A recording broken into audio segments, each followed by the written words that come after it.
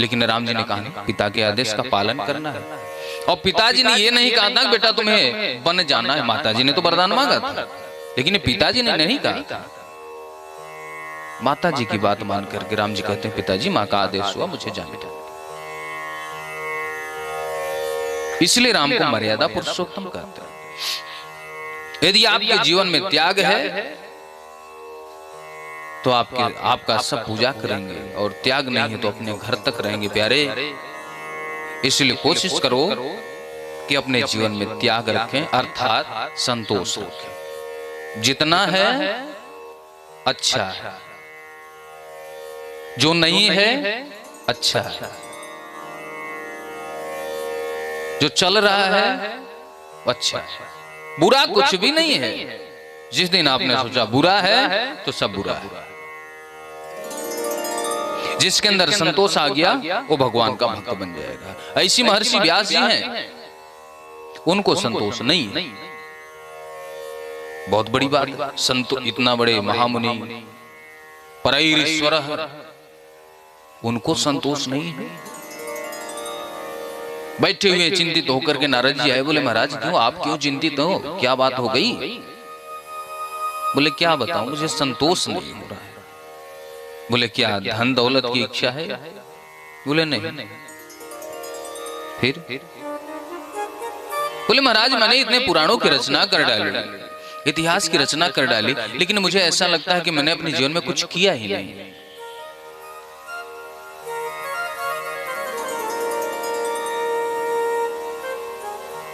आप कोई कृपा करो मेरे ऊपर ताकि मेरे मन को सुकून मिले।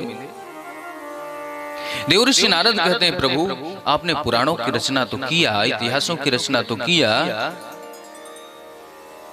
लेकिन जिस गोविंद का लीला गान करना था वो अभी तक आपने किया नहीं, इसलिए आपके मन को व्याकुलता है, असंतोष। आप कन्हैया का लीला गान करो, कथा सुनाओ, रचना करो श्रीमद् भागवत महापुराण का। तो व्यास जी ने विचार किया कि बाल तो पक गए हैं मेरे, अब एक और पुराण पता चले बीच में चले गए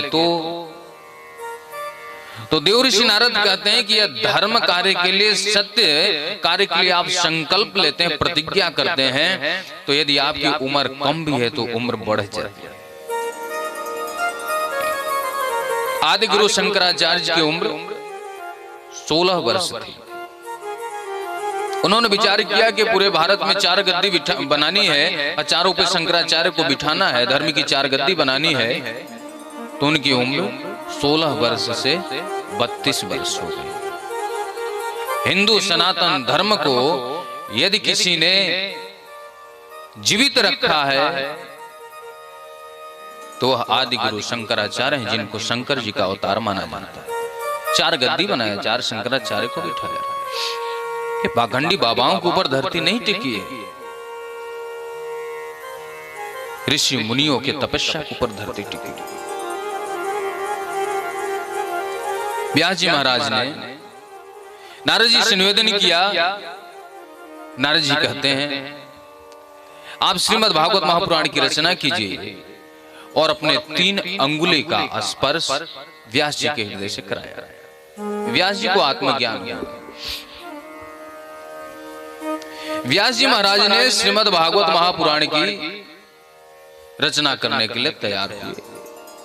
लेकिन प्रश्न यहाँ पे आता है कि क्या व्यास जी आत्मज्ञानी नहीं थे? यदि नारद जी ने आत्मज्ञान कराया तो क्या वो आत्मज्ञानी नहीं थे? ऐसा प्रश्न आता है।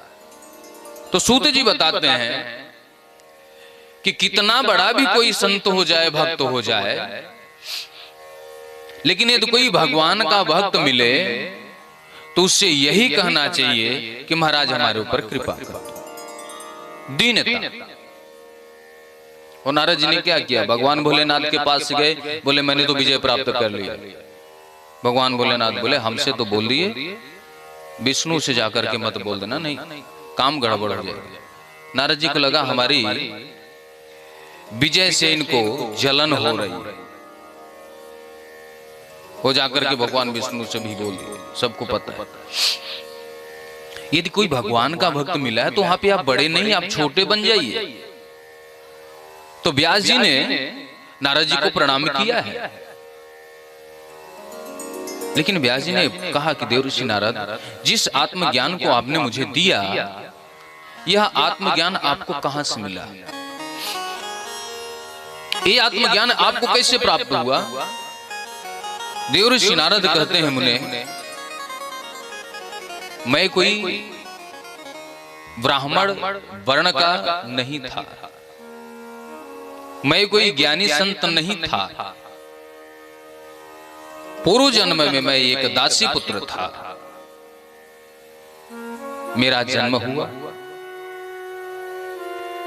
मेरे पिताजी का उसी समय अंत हो गया। मेरी मां खुशी मनाए कि गम मनाए, एक तरफ मेरे आने की खुशी और दूसरी तरफ पिताजी के जाने का गम। मेरा पालन पोषण मेरी मां करने लगी। अहम पुरातित भवे भवम मुने, दास्यास्तु कस्याशन वेदवादिना। मैं दासी पुत्र हूं।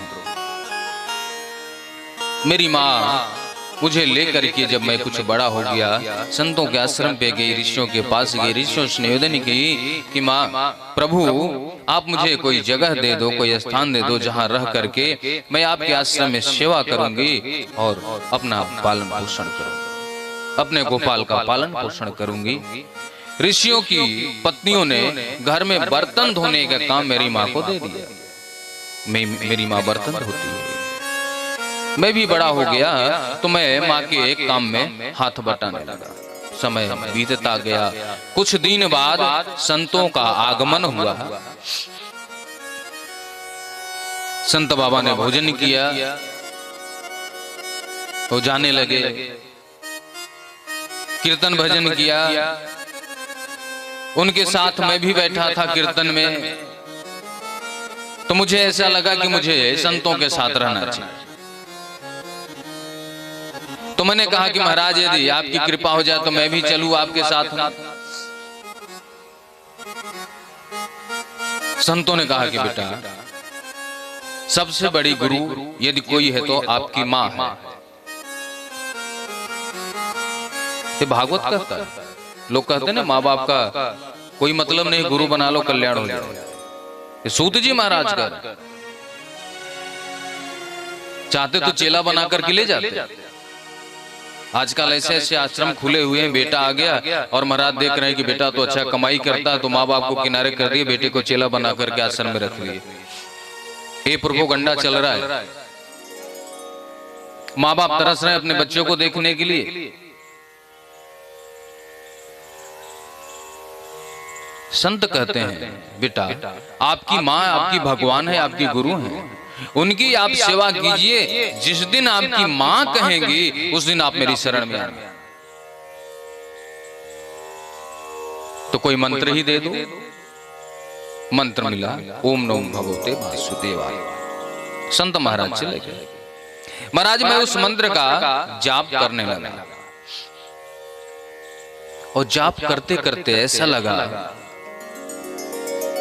कि प्रभु मेरे पिताजी तो चले गए, ये थोड़ी सी कृपा हो जाए तो आप मेरी माँ को भी ले जाइए, तो मैं अकेला बैठ करके जम करके भजन करूंगा। अभी थोड़ी सी मोह माया पड़ी।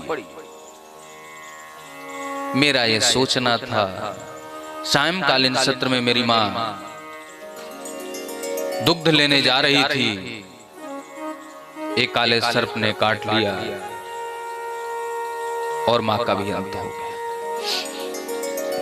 अब तो अकेला बचा।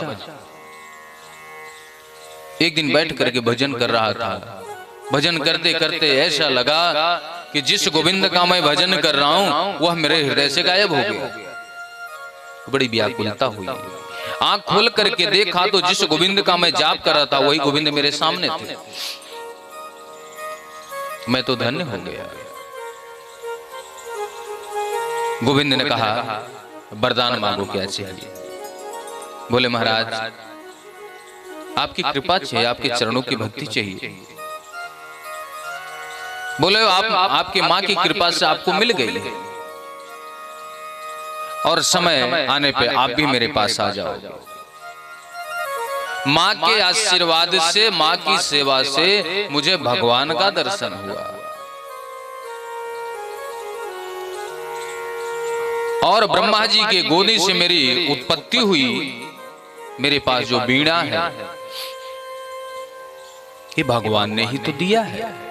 स्वर ब्रह्म विभूषितम, भगवान ने वीणा दिया। बोले मेरा कर्म क्या है, काम क्या है? बोले हरि नाम संकीर्तन।